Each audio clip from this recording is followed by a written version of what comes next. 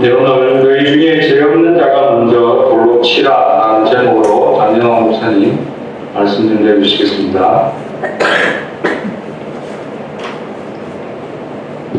기도하겠습니다. 주는 그리스도시요 살아계신 하나님의 아들이시나이다. 하나님, 요한복음 8장 1절에서 11절 본문을 통하여 너희 중에 죄 없는 자가 먼저 돌로 치라는 제목으로 하나님의 말씀을 선포하기를 소원합니다. 오늘도 부족한 종의 말씀이 전달되는 것이 아니라 정말로 하나님이 오늘 이 시간 이 자리에 주시기 원하는, 또한 스리랑카를 살리기 원하시는 중요한 음성이 전달되어지는 메시지가 되도록 축복하여 주옵소서. 감사를 드리며 승리하신 주 예수 그리스도 이름으로 기도드리옵나이다. 아멘. 오늘 제목이 너희 중에 죄 없는 자가 먼저 돌로 차라라는 제목으로 말씀을 나누겠습니다. 제가 전국 돌고 오다 보니까 지금 몸살에 목감기가 좀 와가지고 부실해졌습니다. 지금 이제 본격적으로 뛰어야 되는데, 그래서 몸 관리를 좀 똑바로 하려면 하나님 계획을 제가 찾아야 되겠습니다. 오늘 본문부터 먼저 보고 중요한 하나님의 음성들을 나누겠습니다. 예수님께서 감람산으로 가셔서 이렇게 아침에 다시 성전으로 들어왔더니 백성들이 다 나와서 앉아 있어요. 예수님도 성전에서 이렇게 구약 성경을 가지고 이 성경이 나에 대한 기록이고 예수님이 메시아라는 그 사실을 갖다가 이제 가르치고 계시는데, 서기관들과 바리새인들이 음행 중에 잡힌 여자를 끌고 와서 가운데 세워두었습니다. 그러니까 간음이라는 것은 정식적으로 결혼한 부부 외에 갖게 되는 모든 성적인 것은 다 간음이라고 볼 수 있는데, 이렇게 따지면 지금 주말에 여관 들어가고 다 끄잡아내면 전부 99%는 간음이라 봐야 되는데, 어쨌든 이 당시에 남자는 발이 빨라서 도망갔는지 모르겠는데, 또 여자 또 혐오하는 거 싫어서 왜 여자만 붙들고 이래요, 또 이 부분 가지고 뭐 이야기할 수 있지만, 어쨌든 음행 중에 현장에서 바로 잡혀서 끌고 와서 딱 사람들 가운데 세운 거예요. 얼마나 부끄러웠겠습니까? 뭐 옷은 똑바로 챙겨 입고 데리고 왔는지는 모르겠습니다. 어쨌든 끌려 나왔어요. 그때 이 서기관들과 바리새인들이 선생님이요, 그 말입니다. 아직도 예수님이 누군지 모르죠. 이 여자가 간음하다가 현장에서 잡혔나이다. 현행범은 아무나 잡을 수 있습니다. 저와 여러분들도 도둑질을 해가지고 나오는 사람을 딱 잡을 수도 있고, 또 막 폭력을 하는 사람, 막 현행범은 우리가 잡을 수가 있어요. 자율방범대가니까 잡아도 된다더라고요, 경찰들이. 근데 이제 시비가 걸릴 수도 있겠지만. 근데 모세의 율법을 이야기합니다. 모세는 율법에 이런 여자를 돌로 치라 명하였거니와 선생은 어떻게 말하겠나이까? 이렇게 말한 것은 고발할 촉구를 얻고자 예수님을 시험했다고 되어 있습니다. 근데 예수님이 그 말 듣자마자 몸을 굽히고 손가락으로 땅에다가 이렇게 뭔가를 쓰고 계세요. 뭘 썼는지는 몰라요. 그들이 묻기를 맞아야 되는데 계속 어떻게 하면 되겠냐 막 따져 묻는 거죠. 어떤 면에서는 사탄이 우리에 대해서 하나님 앞에 우리의 죄를 참소하듯이 계속, 소위 말하면 법정에 가면 검사와 변호사가 있듯이 검사는 어쨌든지 저 사람의 죄를 갖다가 계속 드러내서 죄에 대한 값을 치르게 만들려고 막 하는 거고, 변호인은 어땠든지 이 사람이 그 죄값을 치르지 않도록 변호하는 입장이죠. 근데 이 서기관과 바리새인들은 뭐 좋아하냐면 누가 뭐 잘못했지, 저 사람이 뭐가 하나님 말씀하고 틀리지, 그걸 꼬치꼬치 뽑아내가지고 정죄하기를 좋아하고 판단하기를 좋아하고 비판하기를 좋아하는 사람들이 서기관과 바리새인을 거꾸로잖아요. 율법을 주신 목적은 근본 의미가 또 따로 있습니다. 뒤에 이야기하겠습니다만. 근데 죄를 정죄하고 판단하고 죽이는 재미가 나는 거예요. 재밌는 거야. 가늠한 사람 끌고 가고 딱 갖다 놓고 어떻게 할까? 돌로 칠까? 살려줄까? 당신은 어떻게 생각해? 이렇게 나온 겁니다. 근데 다시 두 번째 몸을 굽혀 손가락으로 땅에 뭔가를 썼어요. 그들이 이 말씀을 듣고 양심의 가책을 느껴 이 말씀을 들었다는 말은 너희 중에 죄 없는 자가 먼저 돌로 치라. 그 말씀을 들어서 가책도 느꼈고 손가락으로 땅에 뭔가를 썼다는데 과연 그게 뭘까? 근데 이제 과연 그게 뭘까라고 억지로 풀 필요는 없어요. 성경은 억지로 풀다가 이제 잘못 푸는 경우가 있기 때문에. 그러나 대충 어떨 것이다. 신학자들이 이런 거 풀어내는 걸 되게 좋아하거든요. 죄송합니다. 쓸데없는 데만 집중하고 불신자에게 생명전에서 살리는 데는 관심 없고 이게 뭘까? 야, 너 뭐라고 생각해? 이런 변론 이런 거 찾아내는 거예요. 아무리 찾아내도 그건 정답이 아니에요. 성경이 희미하게 말하면 우리도 희미하게 하고 성경이 선명하게 말했으면 선명하게 하면 돼요. 그게 칼빈이 주장하는 건데 구절을 보니까 그들이 이 말씀을 듣고 양심의 가책을 느껴 어른으로 시작하여 젊은이까지 그 어른부터 젊은이까지 이 여인을 돌로 쳐서 죽이려고 모인 겁니다. 제가 유튜브에 봤는데 지름 30m 정도 되는 큰 원형에 돌이 막 이런 돌, 짱돌이 아니고 막 날카로운 돌 있잖아요. 이 건물을 갖다가 부수고 나면 막 날카롭게 생긴 돌덩어리가 가득 차 있고 정중앙에는 이게 한 사람 앉을 수 있는 공간이 있어요. 애기 엄마가 땀남자랑 가늠하다가 잡혀온 여자를 아예 자루에다가 집어넣어가지고 겉을 묶어버리더라고요. 그러니까 보자기 하나가 있는 거, 쌀자루 같은 거. 거기다가 이제 사람들이 중앙을 향해서 막 돌을 던지더라고요. 그러니까 좀 있으니까 막 그 포대가 완전히 피투성이가 되는 거죠. 그냥 안처럼 그 던지라고 하면 막 너무 혐오스러워 할까봐 딱 묶고 돌로 쳐서 현장에서 바로 죽이는 그런 시대가 이 시대고, 지금도 모슬렘권에서는 극단주의자들이나 원리원칙적으로 믿는 사람들은 어린아이가 빵 하나 훔쳤더니 진짜 발을 갖다가 자동차에다가 깔아가지고 지나가게 만들어버리더라고요. 그 뼈를 부숴버려요.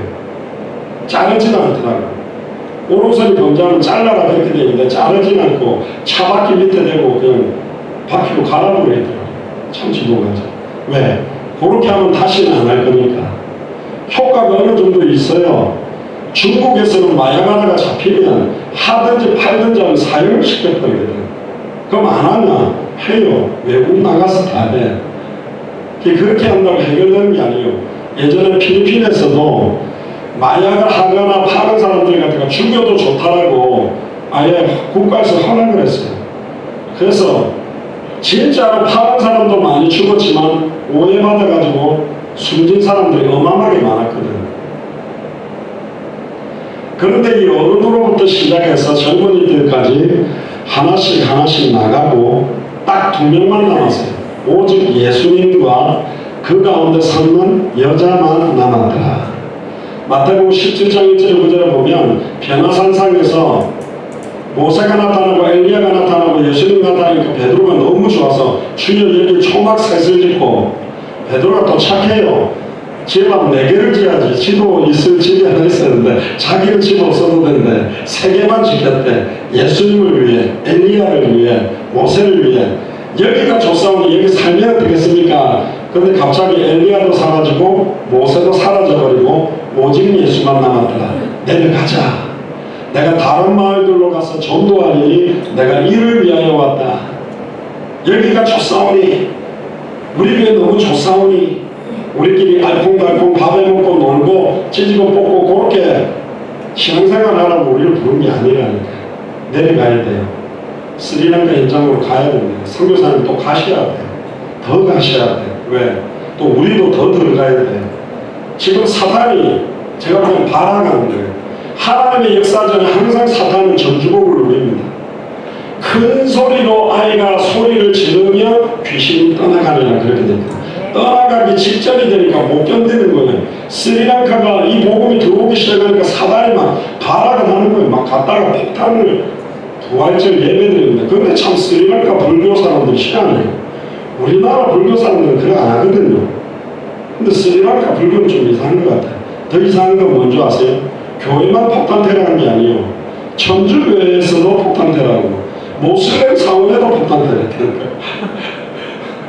원래 천주교는 다 좋다는 거거든. 불교도 좋고 그런데도 필요 없어라고 터뜨려요. 모슬렘하고는 원래 또 불교가 많이 싸웠거든. 또 터뜨려버려요. 또 네팔은 힌두교나 모슬렘이 또 그렇게 싸워요. 야, 이 사단이 얼마나 발악하는지 보세요. 저 진짜 충격이었습니다. 부활절 예배 드릴 때 그것도 연쇄적으로 막 폭탄이 계속 터지게 만들었죠. 다 사라지고 어떤 면에서는 밤낮 우리를 죄를 가지고 참소하는 저 장재광 목사처럼 얼마나 성격 더럽고 추악하고 더러운 죄인지 압니까? 막 참소하는 모든 자들이 다 떠나가 버려요. 오직 예수님과 그 가운데 섰는 여자, 이 여자가 누굴까요? 가늠한 여자가 아니라 지금 우리를 말하는 거예요. 나를 말하는 거예요. 오직 예수와 그 가운데 섰는 나만 남았더라. 할렐루야. 잘됐지. 서기관 바리새인이 다른 데로 끌고 갔으면 죽었을 건데 예수님께 끌고 왔기 때문에 하나님을 만난 거예요. 할렐루야. 죄와 저주에서 해방받을 수 있었고 사탄과 마귀 귀신에서 승리하게 된 거예요. 사람들한테 이야기하지 마세요. 어디로 가서 답이 없다니까. 저는 개인적으로 요즘 현대 사회를 살아가는 분들이 유튜브에서 수많은 메시지를 찾아다니는데 반항하는 것 같아요. 어떤 목사님 좋고 어떤 거 다 좋아요. 뭐 분당 우리 교회인가 또 상암 목사님인가 그 두 교회가 가장 좀 좋다고 인정만 저는 못 들어봤습니다. 설교를 아직. 근데 좋은 메시지들이 많습니다. 그런데 찾으시되 목사가 어떻게 설교하느냐가 답이 아니고 예수가 그리스도라는 복음이 나에게 답이며 예수를 그리스도로 영접한 순간에 그 예수 그리스도의 영 성령이 나와 함께 계시는 비밀로 모든 해답은 다 결론이 나는 것이지 목사가 설명을 좀 잘하면 힘이 되고 못하면 힘 빠지는 수준으로는 세계복음을 못합니다. 하나님의 66권에 살아있는 말씀 잡으면 승리한다니까. 한 번 기름 부음을 받으면 다시는 가르칠 필요가 없는 완전한 기름 부음이고 그가 친히 우리를 가르치시고 깨닫게 하시고 생각나게 하셨어요. 오직 예수와 그 가운데 섰는 나만 남았다. 오직 예수님과 나밖에 없는 거예요. 이분이 나와 영원히 임만하는 거예요. 남편도 솔직히 아닙니다. 아내도 솔직히 아니요. 자식도 아니라니까. 너무 거기에 기대를 걸었더니 남편 때문에 상처가 되는 거고 아내 때문에 상처가 되는 거고 자식 때문에 상처가 되는 거예요. 오직 예수와 그 가운데 섰는 나만 남았더라. 할렐루야. 이거는 다 배척하라는 말이 아니요. 전적으로 부패하고 타락하고 무능하고 연약한 존재라는 걸 알고 우리를 동력하는 거예요. 사람은 믿음의 대상이 아닙니다. 동력하고 섬기고 도와야 될 대상이지 우리가 믿고 의지할 분은 한 분이요. 오직 예수. 할렐루야. 오직 예수가 바로 나의 그리스도가 되셨잖아요. 나를 하나님 만나게 만드셨잖아요. 나를 과거 현재 미래 모든 죄와 저주에서 해방시켰잖아요. 나를 공격하는 사탄의 머리를 박살내게 만드셨잖아요. 실제로 보세요. 예수께서 일어나서 여자 외에 아무도 없는 것을 보시고 할렐루야. 우리 외에 아무도 없습니다. 우리를 공격할 자 없어. 우리를 참소할 자 없어요. 우리를 비판하고 판단하고 정죄할 자는 없다. 근데 이걸 니골라당들이 하면 안 돼. 죄 실컷 지으면서 누가 나를 정죄해. 진짜 그거는 성경책하고 패야 됩니다. 성경책으로 패기도 아까워. 이 니골라당들이 막 그걸 다 해방. 누가 나를 정죄해. 예수님도 다 나를 용서했는데 얼마 전에도 그런 문제가 있었잖아요. 직접적으로 피해를 입은 사람들은 사과도 안 하고 하나님이 내 죄 다 용서했다. 룰루랄라. 옛날에 어떤 사람이 영화를 하나 만들었죠. 용서하기 위해서 다 교도소에 있는 그 범죄자한테 가서 용서를 받더니 나 용서할 필요 없어. 나는 이미 용서받았어. 하나님 앞에 기도한 건데 용서 다 했다. 그러니까 이 사람이 이빨을 열고 가면서 교회에서 예수를 믿는다는 인간들이 피해를 준 사람에게 직접적으로 사과와 용서와 잘못을 인정도 안 하고 지 혼자 해방받았다고 막 자유함을 누리는 모습에 막 이중적인 잣대를 갖다 대고 있는 교회 모습을 보고 막 혐오하는 그런 영화가 있거든요. 제가 볼 때 그런 부분 많이 있어요. 목사님들도 이상한 사람 많아요. 자기는 방탄이야. 자기를 정죄하지는 못하게 만들고 남만 정죄하는 사람도 많아요. 또 거꾸로 남도 정죄하고 자기도 정죄하는 사람이 있어요. 이 더러운 세상 다 썩었고 나도 썩었다. 그리고 어떤 사람 나는 순수하고 다른 인간들은 다 더럽대. 나만 깨끗해. 또 어떤 사람은 나도 순수하고 다른 사람도 순수하게 보는 사람. 순전파인지 모르겠는데 그럼 뭐가 맞냐? 나한테도 복음을 적용하고 다른 사람들에게 복음을 적용해. 우리는 아직도 죄성을 가지고 추악하고 더러운 실체를 하니까. 그런데 의롭다 함을 받았어요. 여러분들 죄인과 하나님의 영은 함께 할 수가 없습니다. 근데 하나님의 영이 내 안에 영원히 함께 한다는 말은 우리의 죄와 저주가 해방될 거였다는 거예요. 아직도 나의 기질은 죄성이 있고 인간적이고 아직도 사람을 정죄하고 판단하고 막 이런 체질이 있는데도 그리스도의 보혈의 능력이 우리를 구속하셨답니다. 그리고 우리가 의롭대요. 옆 사람 한번 보세요. 의롭게 생겼는지.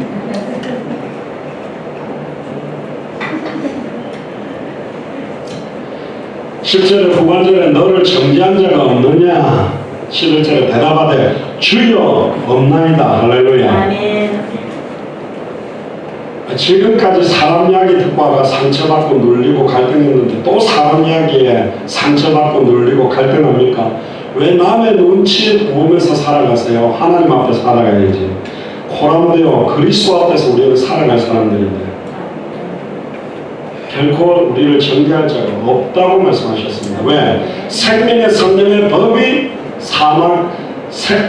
생명의 성령의 법이 죄와 사망의 법에서 너를 해방시키기 때문에 예수 그리스도 안에 있는 자는 결코 정죄함이 없나니 예수를 그리스도 믿는 자들에게는 결코 정죄함이 없나니 할렐루야. 근데 정죄할 수 있는 분은 딱 한 명입니다. 죄 없는 예수 그리스도 한 분은 정죄할 수 있어요. 그런데 11절에 이렇게 이야기합니다. 나도 너를 정죄하지 아니하노니. 그리고는 더 중요한 말이 있습니다. 나를 정죄 안 하고 해방하려면 그래서 또 죄짓고 살아가는 말이 아니에요. 가서 다시는 죄를 범하지 말라. 할렐루야. 다른 말로 말하면 이제 주님을 만났기 때문에 다시는 죄를 범하지 않을 수 있는 신분과 공세를 받았다라는 것을 의미합니다. 성령 충만과 성령의 인도를 받으면 죄를 범하지 않고 승리할 수 있다라는 것을 명령하시는 거예요. 자, 이 내용을 보시고 이제 중요한 부분들을 좀 보면 좋겠습니다. 오늘 프린트물을 보시면 현장에서 가늠하다가 잡혀온 여자를 개처럼 끌고 와가지고 많은 사람들 앞에 부끄럽게 딱 만들어 놓은 거예요. 그러면서 율법을 이야기를 합니다. 만약에 모세 법대로 한다면 그냥 돌로 쳐서 죽이면 되지. 왜 끌고 왔을까요? 왜 예수님 앞에 자꾸 이랬을까요? 예수님을 고발하려고 하는 거예요. 딜레마에 빠뜨리는 겁니다. 그런데도 예수님은 이런 상황에서도 자신이 그리스도시며 이 상황과 이 현실과 이 문제에 근본 영적 문제, 근본 영적 해답을 주기를 원하는 거예요. 현장에서 가늠하다가 잡힌 게 그것만 죄냐? 너희들은 죄 아니라고 생각해? 끌고 온 너희들은 죄인이 아닌 줄 아냐? 돌 들고 서 있는 젊은이로부터 늙은이까지 너희들은 죄인이 아닌 줄 아느냐? 너희들도 똑같이 돌 맞아 죽어야 될 전적으로 부패하고 타락한 존재임을 깨닫게 만들려고 중요한 메시지를 주기를 원하는 겁니다. 모든 사람들과 그 가늠하다가 잡힌 여인에게 중요한 자신이 바로 그리스도이심을 계시하려고 하는 거예요. 그런데 몸을 굽히사 손가락으로 땅에 2번 똑같이 썼습니다. 이거 뭘 썼을까? 그런데 그 말에 양심의 가책을 느끼고 돌을 던지러 왔던 젊은이들과 늙은이들이 점점 얼굴이 붉어지면서 돌 들고 때리려고 하던 손들이 다 내려왔어요. 예수님이 너희 중에 죄 없는 자가 먼저 돌로 치라 그랬거든요.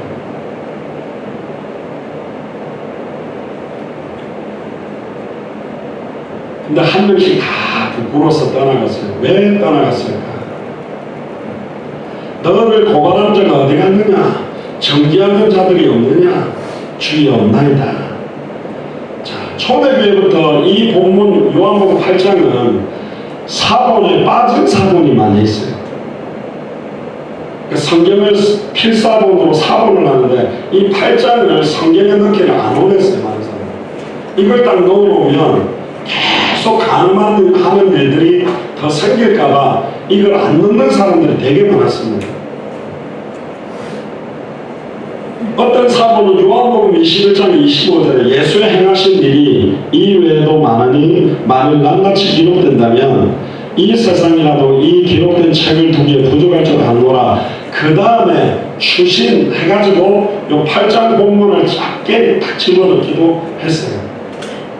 그럼 왜 이 본문을 갖다가 많은 초대교회 성도들이나 성경을 사본을 기록한 사람들이 싫어했느냐? 음행을 갖다가 용인하는 집단이라고 오해받으니까. 교회가 이런 걸 용서하기 시작하면요, 의뢰에 가늠하는 사람들이 요즘은 그 간통, 강간 이런 범주가 막 많이 풀려오니까 떳떳하게 팔짱 끼고 하고 앉아있고, 어떤 영화 감독이 젊은 영화 배우하고 새파랗게 살아있는 아내하고 딸들 버리고 그냥 떳떳이 그냥 팔짱 끼고 다니면서 보여주거든. 그런 사람들 교회 와서 딱 해방, 할렐루야, 정잠이 없나니? 이러면서 앉아있을 것 같으니까 싫은 거야.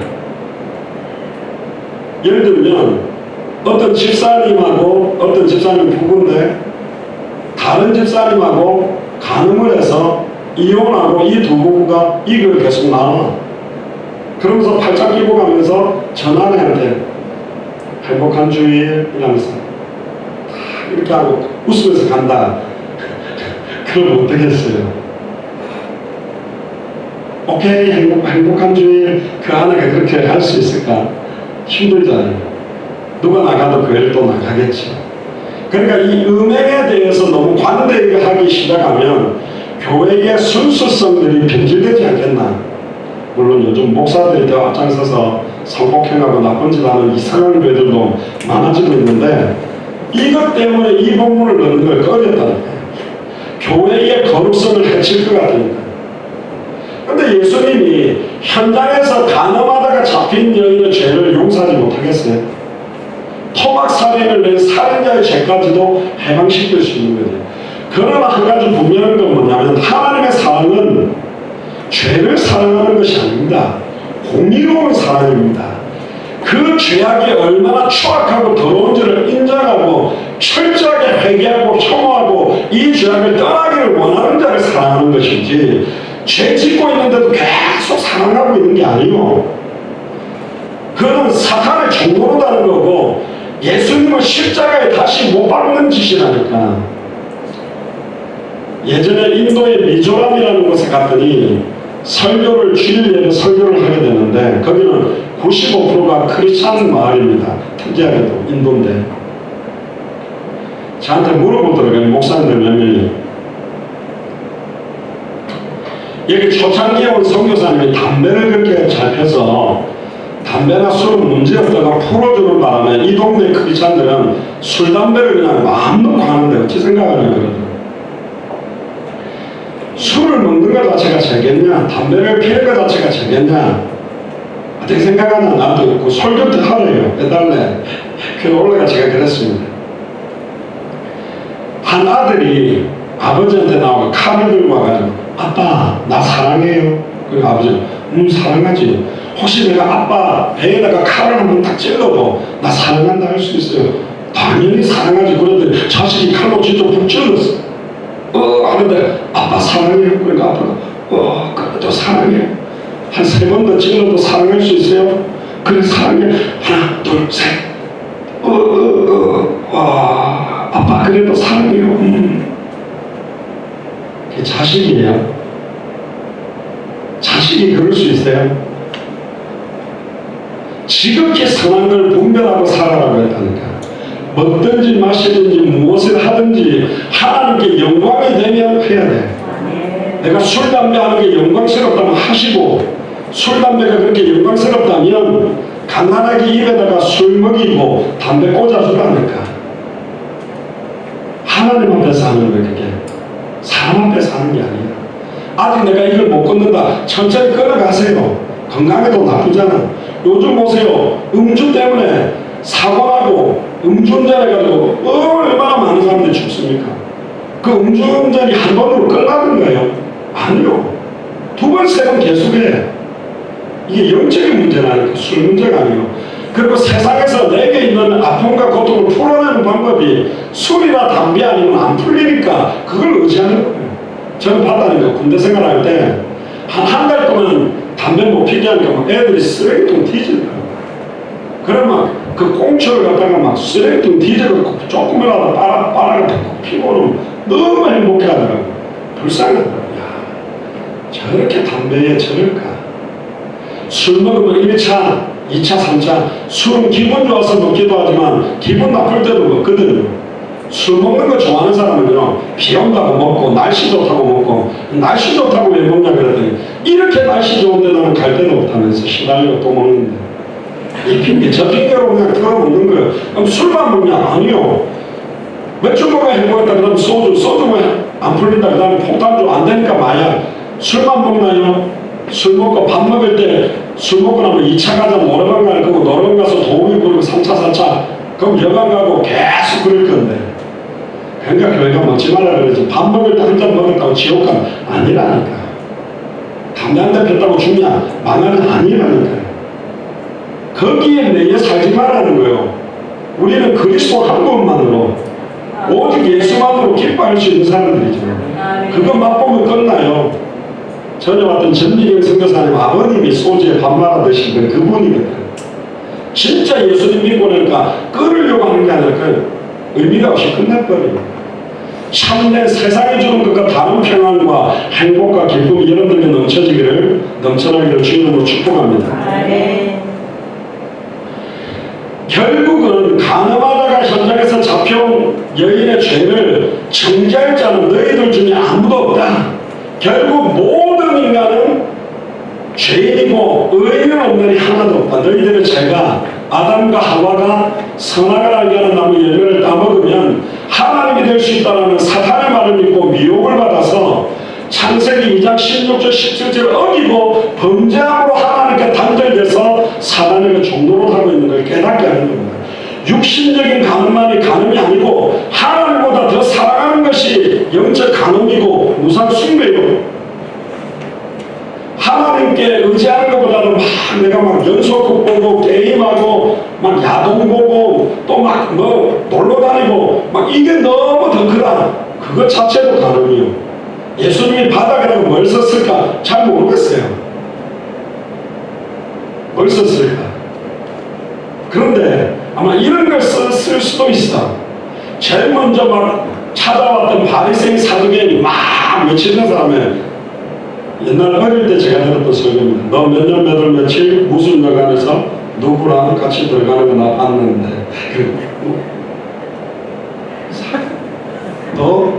너는 저 부산에서 해운대에 네 안에 놔두고 이렇게 돌아다니는 거 내가 아는데 해운대? 하면서 보는 거예요.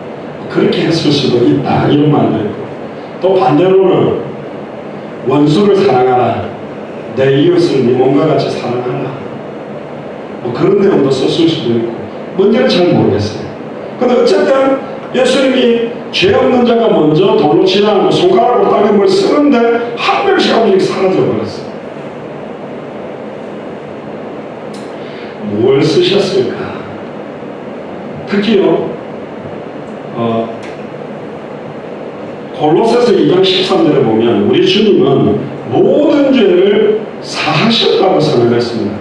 히브리서 10장 12절에 보면 오직 그리스도는 죄를 위하여 한 영원한 제사를 드리고 하나님 우편에 앉으셨다.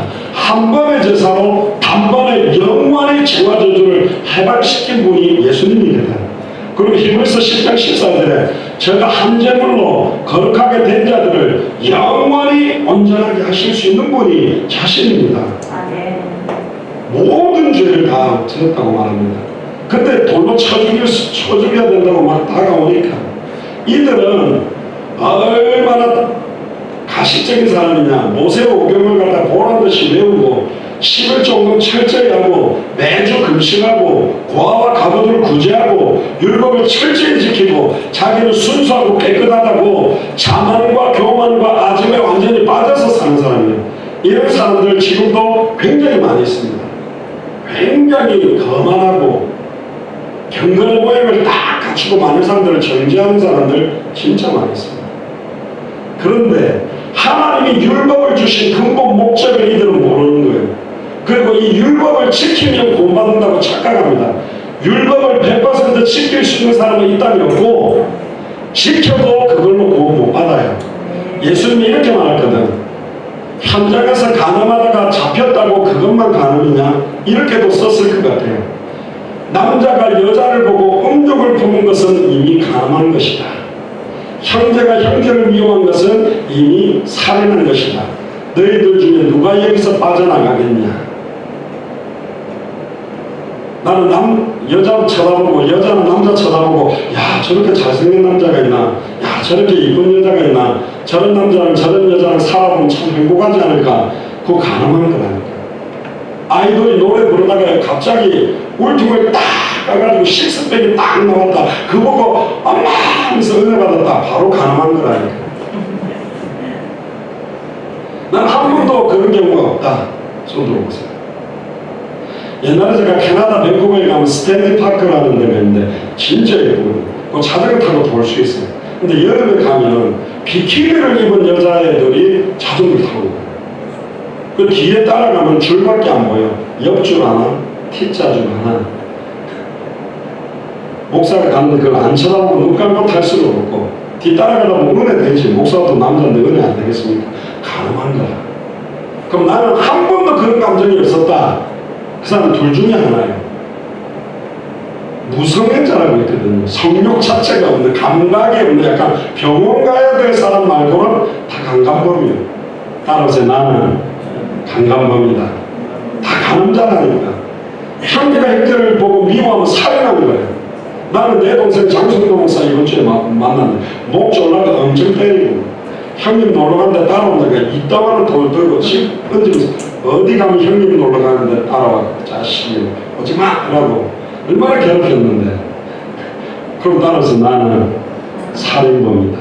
누가 봐도. 그런데 그 남자가 여자를 보고 음욕을 품은 간음 때문에 우리가 망하는 게 아니고 형제가 형제를 미워하는 것 때문에 망하는 것이 아니라 하나님의 말씀을 정확하게 알지 못하고 믿지 못하고 순종하지 못함으로 아담과 하와가 사탄의 미혹을 받아 범죄하고 하나님과 단절됐다는 거예요. 말씀이 희미하다는 말은 요한복음 1장 14절에 태초에 말씀이 계시다는 이 말씀이 하나님과 함께 계셨으니 이 말씀이 하나님이고 말씀이 육신을 입고 오신 분이 그리스도입니다. 그리스도를 희미하게 알기 때문에 망하는 거예요. 예수가 그리스도라는 걸 정확하게 알지 못하고 믿지 못하기 때문에 너희들은 망하고 저주받고 지옥까지 가는 것이다. 예수가 그리스도라는 걸 모르고 하는 모든 건 죄입니다. 믿음으로 하지 않은 모든 건 죄다. 예수를 그리스도로 믿는 사람이 하는 헌신과 봉사 정도는 달라요. 예수를 그리스도로 믿는 사람은 바자회를 해도 바자회만 안 합니다. 바자회를 하면서 만나지는 사람에게 예수가 그리스도를 복음을 전하려고 한다니까. 아멘입니까? 내가 강대상을 잘 닦으면 복 받겠지. 그건 죄하니까. 그건 종교요. 그건 우상숭배 같은 거예요. 예수를 그리스도로 믿는 사람이 예배드리는데 강단이 깨끗하면 좋겠다. 여기서 항상 복음만 선포되는 강단이 되게 해주십시오 하고 닦았다. 그럼 복이 되겠죠. 우리가 받는 복은 하늘에 속한 신령한 복입니다. 그 복의 실체가 그리스도요. 오직 예수와 우리만 남았다면, 그리스도와 나만 남았다면 최고의 축복 아닙니까? 할렐루야. 더 받을 것 더 필요한 게 없어요. 그리스도만 나와 함께 계시면 괜찮잖아요. 그래서 예수님이 바리새인 사두개 서기관에게 요한복음 8장 44절에 너희는 너희 아비 마귀에서 났으니 너희 아비의 욕심을 너희도 행하고자 하느니라. 저는 처음부터 살인한 자요 진리가 그 속에 없으므로. 진리가 누군데요? 예수 그리스도입니다. 진리에 서지 못하고 거짓을 말할 때마다 제 것으로 말하나니 이는 제가 거짓말장이요 거짓의 아비가 되었습니다. 어떤 면에서는요, 간음을, 영적 간음을 더 많이 하는 자들이 이런 여자들을 갖다가 더 판단하고 정죄하는 거예요. 무슨 이야기 있잖아요. 기도 시간에 눈 뜨면 안 됩니다 하고 기도 딱 끝났다니 갑자기 어떤 애가 소위 말하면 고발정신이 뛰어나니까 손을 딱 들더니 선생님 제 기도할 때 눈 뜨고 있었어요. 그 말 지도 떴다는 거예요. 요거라. 자기 눈에 들보는 못 보고 형제들에 있는 티를 갖다가 뽑아내가지고 어떻게 하면 저걸 갖다가 판단하고 정죄하고 죽일까. 그 사람들은 사탄한테 파송받은 선교사라니까. 사탄을 기쁘게 하는 자들이요. 뭐예요 이게? 자, 판단과 정죄와 진단과 권면은 달라요. 판단과 정죄는 죽이려고 하는 거고, 권면이라는 건 살리려고 하거든. 살리는 말은 강하게 해도 이 사람은 느껴요. 아, 이분은 내 사랑해서 이렇게 좀 내 잘못된 걸 지적하구나. 안다니까. 그런데 죽이려고 하면 네 같은 거는 망해야 돼. 죽어야 돼. 저번에 영도에 어떤 그 완전히 말 안 듣고 영도에서 쌍 잘하는 개를 갖다가 여자 선생님이 이런 말을 했대요. 내가 요즘 소년법에 대한 책을 보고 있는데 왜 보고 있는지 아니? 네 같은 놈들 소년원에 집어넣으려고 내가 보고 있어. 선생님이 그런 말을 했대. 여자 선생님. 전 두 가지가 열받았습니다. 선생님으로서 그런 말을 하는 것도 문제고, 이놈이 얼마나 꼴통짓을 했으면 선생님이 이 정도 독한 말까지 할까. 수시 검정 보고 누가 더 검다, 네가 더 검하네, 이런 거하고 똑같다니까. 50보 100보라는 말이 뭔지 아세요? 전쟁터에서 도망을 가는데 한 명은 50보를 도망갔고 한 명은 100보를 도망갔는데 50보 도망간 놈이 100보 도망간 놈한테 니는 왜 이렇게 겁이 많니? 어떻게 100보를 도망가니? 이 바보 같은 겁쟁이야. 이러니까 100보, 니도 50보 도망갔잖아. 지 잘났다고 싸우고 둘 다 도망갔는데. 마태복음 5장 17절에 보니까 내가 율법이나 선지자나 폐하러 온 줄 생각하지 말라. 폐하러 온 것이 아니요 완전케 하려 왔다. 할렐루야. 로마서 3장 10절에 사랑은 이웃에게 악을 행치 아니하나니 그러므로 사랑은 율법의 완성입니다. 이 사랑은 인간적 사랑이 아닙니다. 십자가의 사랑. 할렐루야. 그 사랑을 예수를, 우리 교회가 예수 사랑교회잖아요. 예수 사랑의 내용이 예수가 그리스도는 성경의 복음이요. 예수 사랑의 방법이 예수를 그리스도로 전달해서 영혼을 살리는 전도와 선교예요. 예수 사랑의 목표가 뭐냐? 우리끼리 하나 되는 게 아니라 다시 오실 그리스도를 바라보는 세계복음화를 향해서 이 사랑을 실천하는 거죠. 히브리서 7장 19절에 율법은 아무것도 온전케 하지 못한다. 이에 더 좋은 소망이 생기니 이것으로 우리가 하나님께 가까이 나가는 것. 더 좋은 소망이 복음입니다. 십자가의 죽음과 부활로 완성된 예수가 그리스도의 복음이죠. 히브리서 10장 1절을 보면 율법은 작자오는 좋은 일의 그림자요 참형상이 아니므로 해마다 늘 드리는 바 같은 제사로는 나오는 자들은 언제든지 온전케 할 수가 없다. 결국은 이 여인의 문제뿐만 아니라 바리새인, 사두개인, 서기관, 돌을 들고 치려고 했던 젊은이나 늙은이는 하나님과 단절된 상태의 죄와 저주로 사탄에게 매여있기 때문에 우리 모두가 다 돌을 맞아야 될 존재라는 걸 깨닫게 만든 겁니다.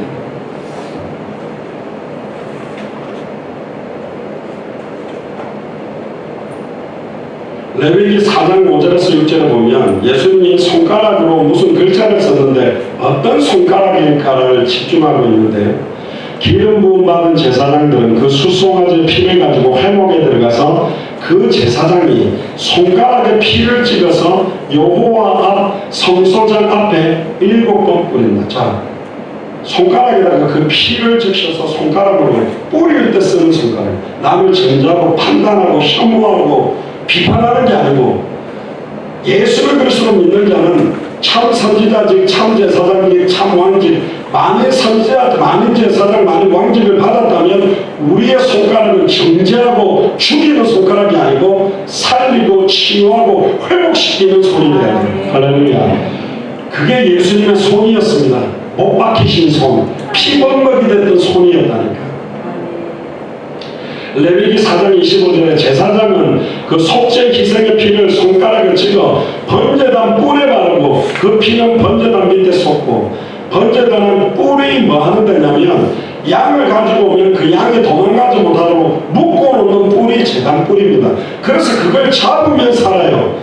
내기통에 있는데 얻은 거라도 딱 잡으면 그 재단불을 잡으면 산다. 그 재단불이 뭘 붙잡는 거예요? 어린 양을 붙드는 거라니까. 말씀을 붙드는 거예요. 복음의 피를 붙드는 거예요. 2000년 전에 다 이루었다는 십자가의 보혈을 붙들고 가는 것입니다.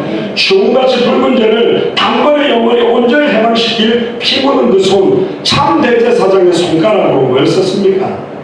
그냥 손가락이 아닙니다. 시편 8장 3절에 보면 주의 손가락으로 만드신 주의 하늘과 주의 베풀어 두신 땅과 별들을 내가 보니 주의 손가락으로 우주 만물을 창조하신 손가락입니다. 그 손이 흙으로 사람을 빚었던 손가락이요. 예수님은 지금도 그 손으로 우주 만물을 다스리고 통치하고 계시고 심판주로 오실 손이고 양과 영소를 가르고 죄인과 의인을 가르고 천국 백성과 지옥 백성을 가르실 그 손을 말하는 겁니다.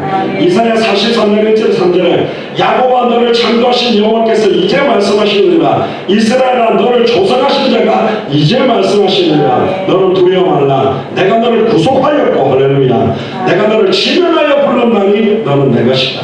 네가 물 가운데로 지날 때에 내가 함께할 것이다. 강을 건널 때에 물이 너를 침몰치 못할 것이며 네가 물 가운데 행할 때에 타지도 아니할 것이요 불꽃이 너를 사르지도 못하리니 대전하는 나는 여호와 네 하나님이요 이스라엘의 거룩한 자요 네 구원자이니라. 내가 애굽을 너의 속량물로 구스와 스바를 너의 대신으로 주었다. 예수님은 책을 남긴 적이 없습니다. 그런데 그분이 손가락으로 땅에 뭔가를 쓰고 계셔요. 신학적으로 몇 가지 추론을 하는데 제가 금요일에도 말씀드렸죠. 카타그라펜이라고 글을 썼다라는 말이 헬라어로 카타그라펜인데 카타라 말은 against라고 해서 대항하다, 반발하다 그렇게 말하는 거고 그라펜이라 말은 글을 썼다는 거예요. 그들의 행위와 말에 대항한 글을 썼다고 되어 있는 거예요. 그래서 아마 그들이 자기 자신이 죄임을 인정할 수밖에 없는 글을 썼을 것이다. 그리고 이 손가락이라는 장면은 또 출애굽기 36장에 보면 하나님이 시내산에 올라 모세에게 직접 십계명 두 돌판에다가 십계명을 기록해서 줍니다.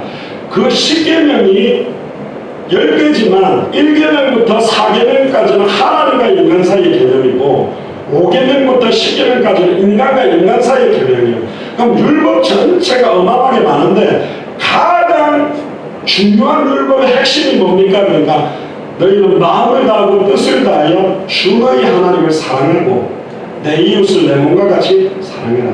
하나님을 사랑한다는 말은 그 예수님이 나의 주인이시오 참 선지자요 참 제사장이요 참 왕이심을 믿고 누리는 것이고 이웃을 사랑한다는 말은 그들이 하나님 만날 수 있도록 죄와 불교 세방받을 수 있도록 사탄의 것에서 승리하도록 돕는 것입니다. 다른 말로 말하면 이놈들아 이 가늠하다가 잡힌 여인을 살려야지 죽이려고 여기로 데리고 왔느냐 그런 글을 썼을 수도 있어요. 근데 모세가 딱 십계명을 받고 내려오니까요 금송아지를 만들고서 열받아가 그걸 깨버렸어요. 모세도 성격이 진짜 뜨거워요. 예수님도 약간 성격이 있어요. 성전을 갖다가 뒤집어 엎은 거 보니까 말로 해갖고 똑바로 다 싸서 나가 그러는 거 엎어버렸거든요.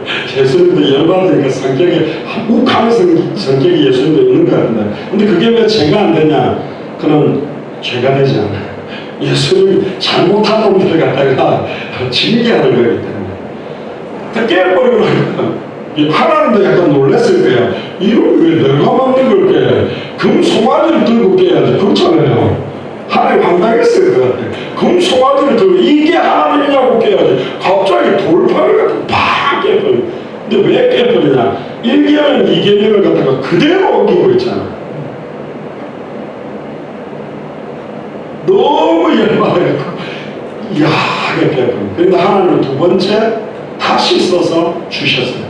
근데 다시 써서 주신 십계명에 기록되어 있는 두 돌판은 그냥 법궤에 넣지 아니하고 어린 양의 보혈에 피를 발라서 언약궤 속에 넣고 속죄소로 덮었습니다. 진짜로 예수 그리스도를 알고 믿고 순종하는 자만이 참된 용서의 복음, 참된 치유와 회복의 복음을 전할 수 있는 겁니다. 우리를 통해서 너는 그리스도 모르지 나는 알아. 그러니까 이렇게 영접하고 아는 것처럼 전달하는 것도 아니고 이 복음이 나를 살렸고 나를 살린 복음의 증인으로 우리는 이 복음을 전달하는 거죠. 결국은 예수님이 처음 썼던 글은 아마 정죄와 징벌에 대한 강의일 수도 있고 두 번째 쓰신 것은 결국은 율법이 아니고 율법을 완성하신 복음 아니면 이 여인을 살릴 수 없고 너희들도 내가 첫 번째 썼던 글로 정죄한다면 너희들도 다 돌맞아 죽어야 되지만 참된 복음, 치유와 회복의 이 글, 이 말씀으로 너희들은 살 수 있다. 그래서 아마 도망갔을 수도 있다고 봅니다. 정확한 건 아닙니다. 그렇게 추론을 하는 것이죠. 성경에는 없어요. 다니엘 5장에도 보면 벨사살이라는 임금이 백성들의 사기를 진작시키고 땅에 떨어진 군사들의 사기를 높여주기 위해서 잔치를 벌리는데 예루살렘 성전에서 갖고 왔던 하나님께 예배와 제사를 드릴 때 금으로 만들었던 기구를 가지고 술잔을 사먹는 거예요. 지금으로 말하면 성창기 거기에다가 술 담아가 막걸리 담아가 마시고 일하는 거예요. 그때 갑자기 손가락이 하나 쫙 나타납니다. 그럼 뭔가 막 휘갈기가 써요. 그러니까 임금들하고 잔치하던 사람들이 막 벌벌벌 떨고 있는 거예요. 빨리 박사와 술객들 데리고 저 벽에 쓰여진 그림 뭔지. 그때 지혜자 다니엘이 나타나서 메네메네 대겔 우바르 시인이라고 기록합니다. 이게 무슨 말이냐? 하나님이 당신을 임금다리에 주고 이 왕조를 축복하려고 당신이 이 왕조를 끌어갈 만한 수준이 되는지 하나님이 바라보고 무게를 재보니까 이 왕조를 유지할 수준이 안 되므로 이 왕국은 무너질 것이라고 선언합니다. 그때 메대와 바사로 이 나라가 그날 저녁에 페르시아가 와가지고 침공의사에 벨사살 왕을 죽이고 왕조를 내려버립니다. 그때 이 손가락이 나타난 거예요. 그 손가락이 만나면 우리 교회 벽에다가 우리의 추악하고 더러움을 쓴 다음에 끝나버립니다. 그 첫 번째 손가락이 아니고 두 번째 손가락. 결국은 참된 용서를 통해 참된 복음의 증거는 되어져야 됩니다. 다행히 이 여인이 주님께 끌려왔기 때문에 인생의 해답입니다. 결론 되신 주님을 만나게 됐습니다. 재판장이나 가족들에게 친구들에게 끌려가도 아마 비난받고 돌맞아 죽었을 것입니다. 예수님께 나아왔기 때문에 살았어요. 주님께 나아오시기를 주님 축복합니다. 2000년 전 십자가 부활은 모든 죄를 이미 단번에 요구의 문제를 끝냈습니다. 이사야 53장 5절에 그가 2000년 전에 찔림은 지금 우리의 허물이라며 그가 2000년 전에 상함은 지금 우리의 죄악입니다. 2000년 전에 그가 징계를 받음으로 지금 우리가 평안을 누리고 2000년 전에 그가 채찍에 맞음으로 지금 우리가 나음을 입었다. 요한복음 19장 30절에 다 이루었다고 선언했습니다. 세상 살아가다 보면 아내에게도 남편에게도 자녀에게도 말할 수 없는 고통과 죄와 너무너무 힘든 게 있을 겁니다. 오직 예수가 그리스도는 성경의 복음으로만 새로워지고 회복되게 되어 있습니다. 이 여인도 예수를 그리스도로 만나서 회복된 것입니다. 죄 없는 자라는 말은 독특합니다. 죄 없는 자가 어디 있겠습니까? 아닙니다. 예레미야 2장 19절에 보니까 네 악이 너를 징계하겠고 네 패역이 너를 책할 것이라. 그런즉 네 하나님 여호와를 버린 바 네 속에 나를 경외함이 없는 게 악이요 고통이다. 하나님이 내 안에 계시고 나를 인도한다는 걸 안 믿는 게 고통이고 안 믿기 때문에 악할 수밖에 없는 거라고. 진짜 예수님이 내 안에 주인이요 나를 인도하신다는 걸 믿는다면 이 악과 고통이 세상이 주는 것과 다른 평안과 기쁨으로 바뀌어지게 될 줄로 믿습니다. 바로 창세기 3장 15절에 여자의 후손으로 오셔서 뱀의 머리를 박살내고 우리의 모든 죄를 짊어지고 정령 죽어주신 분이 바로 그리스도입니다. 예수님도 정죄하지 않았습니다. 왜? 너희의 허물과 죄는 이제 끝났다. 너희의 가혹한 운명도 이제 끝났다. 예전에는 이 남자 저 남자 품에 안기면서 돌아다니는 인생이었다면 이제는 하나님의 품에 안겨 살아라. 우리 교회도 어떤 집사님 예전에 성전장가가 결혼을 3번 하고 이혼을 했는데 3번을 뭐 이래저래 좋은 남편들 만나봤지만 나의 진정한 신랑은 오직 예수 그리스도 한 분이다 할 때 진짜 많은 분들이 은혜 받고 저도 거기서 처음 들었어요. 그 이야기를 너무 은혜롭게 하시더라고요. 또 우리 동탄에 계시는 손희선 집사님도 본인이 예전에 시달렸던 걸 영도 가가지고 너무 해맑게 내가 얼마나 시달렸는지 아니 하면서 막 재밌게 이야기하니까 애들이 적응이 안 돼. 남들이 이 말 꺼내면 눌릴 건데 왜? 해방받았기 때문에 끝났기 때문에 내 어두웠던 각오가 빛이 비추어지고 나니까 부끄러움이 아니고요. 그러니까 제가 중학교 1학년 때까지 세계복음화 연합을 붙잡고 이불에다가 지도 그리고 어디 더 이야기하겠습니까? 지금 생각해보면 그때는 막 죽고 싶고 겨울만 되면 막 우리 아버지가 막 고무줄로 묶어서 재워라, 삿발을 채워라, 수치와 능력을 제가 어릴 때 당했지만 지금은 뭐 지금 제가 이 부자리에다가 세계 지도를 그리면 안 그립니다. 끝났어요. 그리고 더 중요한 메시지, 가서 다시는 죄를 범치 말라. 아멘. 다시는 죄를 범치 않을 우리가 신분과 권세를 받았습니다. 주님이 우리 안에 성령으로 함께 계십니다. 모든 문제는 다 끝났고 보라 이전 것은 지나갔으니 보라 새 것이 되었다.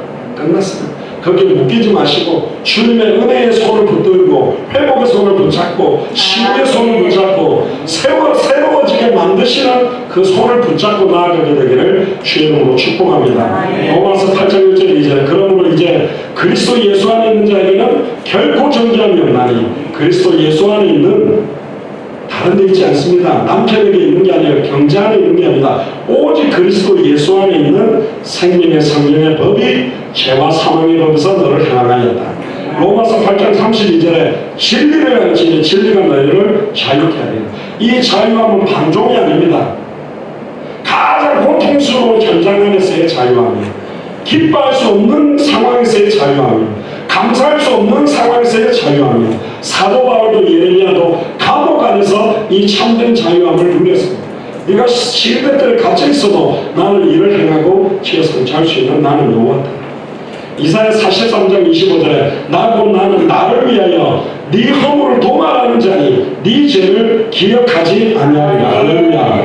이사야 44장 22절에 내가 네 허물을 빽빽한 구름이 사라진 같이 네 죄를 안개에 사라진 같이 도말하였으니 너는 내게로 돌아와라. 아멘. 내가 너를 구속하였습니다.